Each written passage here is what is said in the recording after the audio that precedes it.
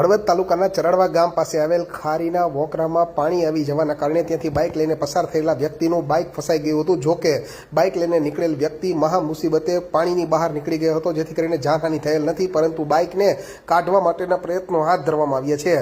મોરબી જિલ્લાના પાંચેય તાલુકામાં છેલ્લી 26 કલાકથી વરસાદી માહોલ છે અને જિલ્લાના જુદા જુદા વિસ્તારની અંદર વરસાદ વરસી રહ્યો છે. ત્યારે જો હળવદ તાલુકાની વાત કરીએ તો હળવદ તાલુકામાં છેલ્લી 26 કલાકમાં 2.5 ઇંચ કરતાં વધુ વરસાદ વરસી ગયો છે, જેથી કરીને સ્થાનિક જળાશયો અને વોકળામાં વરસાદી પાણી આવવાની ઘટનાઓ સામે આવી રહી છે. તેવામાં હળવદ તાલુકાના ચરાડવા ગામ પાસે આવેલ ખારીના વોકળા તરીકે ઓળખાતા વિસ્તારમાં વરસાદી પાણી આવી જવાના કારણે ત્યાંથી બાઇક લઈને પસાર થયેલા વ્યક્તિનું બાઇક પાણીમાં તણાઈ ગયું હતું. જો કે મહા મુસીબતે બાઇક લઈને નીકળેલ વ્યક્તિ પાણીની બહાર નીકળી ગયો હતો, જેથી કરીને તેને કોઈ જાનહાનિ થયેલ નથી. જો કે આ અંગેની જાણ થતાં ગામના લોકો ત્યાં તાત્કાલિક દોડી આવ્યા હતા અને વરસાદી પાણીના કારણે જે બાઇક તણાઈ ગયું હતું તે બાઇકને પાણીમાંથી બહાર કાઢવા માટેના પ્રયત્નો હાથ ધરવામાં આવ્યા હતા.